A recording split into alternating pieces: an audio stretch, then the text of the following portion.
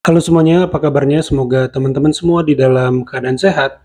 Ya, pada video kali ini saya mau ajak teman-teman menyaksikan bagaimana menurut saya Hasan Nasbi ya teman-teman ini ngeles ya teman-teman perihal responnya terhadap teror kepala babi kepada Tempo ya, salah satu jurnalis Tempo, lalu direspon ya dimasak aja gitu. Lalu dia membela bahwa itu sebagai upaya untuk mengecilkan teror. Terlihat sekali kelemahan argumennya ya, karena dia sebagai jubir apa ya, jubir ya kepresidenan lah ya gitu kan, harusnya jubir istana itu harus punya empati, apalagi di tengah-tengah teror kepada jurnalis gitu ya teman-teman. Harusnya bisa lebih elegan lah responnya. Tetapi kita akan simak bagaimana kelemahan argumentasinya, dan berbagai tokoh dan pengamat juga tidak setuju dengan argumen daripada Hasan Nasbi ini ya teman-teman ya. Nah, bagaimana videonya? Coba kita simak dulu bareng-bareng. Saya ini kan jarang sepakat dengan Tempo, kalian tahu kan? Tapi dalam konteks merespon teror itu salah satu respon yang saya acungi jempol. Bahwa teror itu tujuannya untuk menciptakan ketakutan, dia kecilkan ketakutan itu. Harusnya teror seperti ini ya yang ditujukan, itu kalau mau kita kecilkan artinya kita bisa mengatakan sesuai, kita kutip aja Bapak Presiden ya, dengan mengatakan bahwa sesuai kata Bapak Presiden, tenang Cica, kami bersama Anda. Presiden sudah menyatakan demikian. Itu kan relatif lebih pendek, tapi ingin menunjukkan kita akan kejar yang melakukan itu gitu. Makanya saya merefer ke sikap itu. Nah, saya ini kan menyempurnakan itu aja. Kalau buat dia, kok kirim kepala babi sih? Harusnya kirim daging babi dong, enak. Kalau buat saya kepala babinya dimasak aja. Kalau buat saya kepala babinya dimasak aja. Tadi menyatakan dimasak saja. Mohon maaf nih, saya karena mainnya low konteks, saya low konteks saja. Yaitu kan memasak babi yang sudah jadi bangkai dan menyengat itu membutuhkan ilmu yang luar biasa, yang nggak boleh lah ya sebenarnya. Dalam konteks low konteks ya, kalau kita mau bicara adu-adu low konteks nih. Suruh memasak daging babi itu nggak sensitif betul. Orang bertanya, mana mungkin kau itu menjadi seorang jubir pemerintahan. Di tengah ada orang yang mendapatkan ancaman, kiriman kepala babi, tikus tak ada kepalanya, kau bilang suruh masak. Ampun betul, ini nggak sensitif. Orang, rakyat itu nggak perlu dibantu kok oleh pemerintah, nggak perlu di backup secara moral dan politik. Yang penting tidak memberikan pernyataan-pernyataan yang justru menganggap teror itu sepele. Itu reaksi yang sangat buruk kalau itu dilakukan oleh pejabat negara atau pejabat pemerintah, apalagi yang menangani komunikasi publik. Seharusnya hal yang tidak bagus seperti itu diketahui sebelum diucapkan, dirasakan sebelum diucapkan, atau ketika dia mengucapkan sesuatu dia siap fight, mempertahankan ucapannya itu gitu. Bukan lalu salah sudah itu hanya minta maaf, kemudian itu saya keliru dan sebagainya. Saya tidak dalam posisi minta maaf untuk itu. Saya tidak mentertawakan, ya. Saya tidak meledek, saya tidak merendahkan. Justru kita berdua sama-sama posisinya lagi merendahkan si peneror. Kenapa harus meminta maaf? Kenapa harus standar dia itu yang dilekatkan ke standarnya saya? Posisi saya sama persis, sikap saya dan sikap Tempo sama persis. Itu saya yang harus minta maaf. Ini saya mengecilkan peneror, dia Tempo juga mengecilkan peneror. Terus ada yang bilang saya harus minta maaf. Dapat nggak logikanya? Saya sama-sama lagi mengecilkan peneror, Tempo juga lagi mengecilkan peneror. Terus logikanya di mana? Saya harus minta maaf. Minta maaf sama siapa? Minta maaf sama si peneror? Atau minta maaf sama siapa? Minta maaf sama Tempo? Sikapnya sama, terus minta maaf apa? Saya kecuali Tempo punya sikap yang beda. Sama lah ya. Tempo lagi mengecilkan si peneror, setahu saya, dari penampilan mereka. Saya juga lagi mengecilkan si peneror, terus bedanya di mana? Alasan minta maafnya di mana? Nggak bisa menyatakan bahwa memang tujuannya adalah kita meminimalisasi ketakutan yang dimunculkan oleh teror. Karena orang melakukan teror membutuhkan orang takut di mana-mana. Karena itu misalnya kirim aja babi dan kemudian dimasak saja. Bukan itu intinya. Saya yakin bahwa Cica itu kalaupun ingin menunjukkan sebuah perlawanan dengan kalimat tertentu, dalam hatinya juga takut. Ketika dapat kiriman pertama, kami menyangka itu orang iseng kan.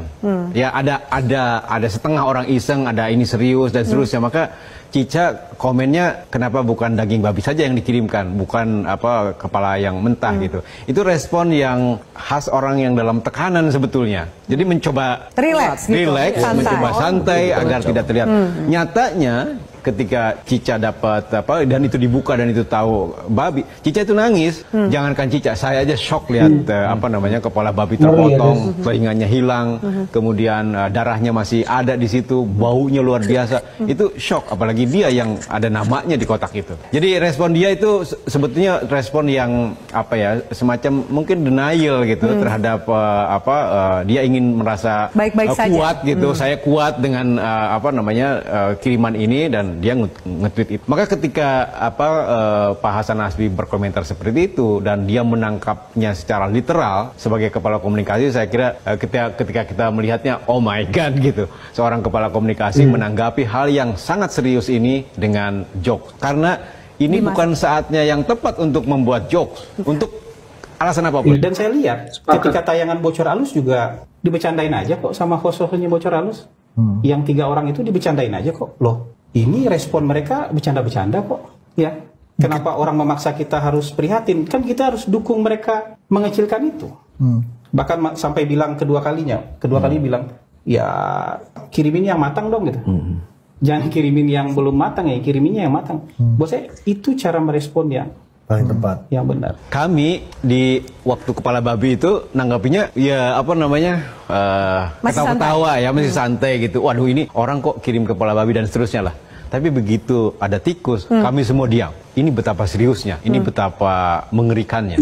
Orang mengirim pesan dengan sadis ya, dipotong kepalanya itu untuk menakut-nakuti orang. Ada hewan lain, ada makhluk hidup lain yang dikorbankan. Setidaknya ada satu babi yang dipotong, ada 6 tikus yang dipotong untuk memberikan rasa takut kepada orang lain. Itu kan satu yang mengerikan ya. Ya itu teror kan. Tapi lebih penting daripada itu, saya cuma mau mengatakan gini, ketika Anda hebat di low konteks ini, ketika Anda tidak punya upaya kreatif, ini nanti susah loh. Coba, Anda mau jawab apa coba? Nanti menjawab ini bagaimana? Ini udah ditagih dan diawasi semua mata. Jadi saya bilang, kalau Anda miskin di proses kreatif, saya nggak pernah mengincar pekerjaan siapapun ya, apa PCO atau apa, saya niatnya nggak pernah gitu. Nih, tapi ini kalau Anda nggak kreatif di sini, susah loh ini. Coba bayangkan, nanti jawabannya apa coba? Coba ini jawabannya apa? Kan orang menunggu sampai ini ditemukan kan, sama pelakunya. Lalu Anda menjelaskannya itu bagaimana coba? Proses kreatif apa yang bisa menutup ini? Kalimat apa? Jadi Anda lihat nggak ada proses yang bisa menutup ini, tinggal buktinya aja.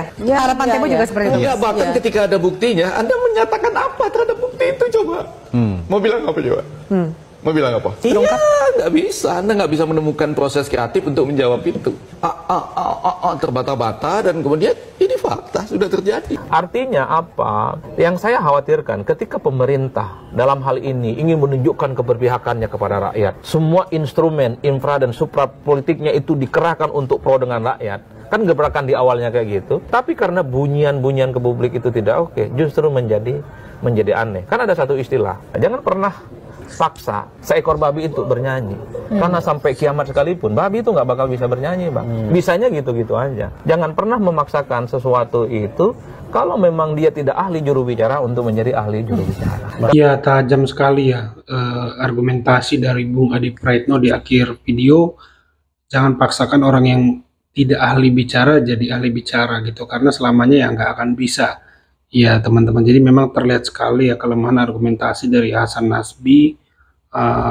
Memang dia beralibi ingin mengecilkan teror, tetapi sebenarnya kalaupun dia bersikap lebih empati, itu bukan berarti membesarkan teror. Apalagi minta kepala babinya dimasak aja, itu dilihat dari sudut manapun sebenarnya malah tidak tepat ya teman-teman, tidak elegan, karena dia jubir istana ya. Artinya dia harusnya melihat dari segi kebebasan pers itu gitu, juga bukan hanya dari segi teror ini gitu. Artinya dia harusnya memberi dukungan moral kepada Tempo, kalaupun tidak mau menyebut Tempo ya secara umum lah, kebebasan pers ya. Artinya lebih baik menjawab secara normatif aja kalau menurut saya, daripada membuat sebuah jawaban yang tidak pantas ya teman-teman ya. Kalau menurut teman-teman bagaimana, coba tulis di kolom komentar. Itu saja video kali ini. Terima kasih yang sudah menyimak sampai selesai. Sampai jumpa di video saya selanjutnya.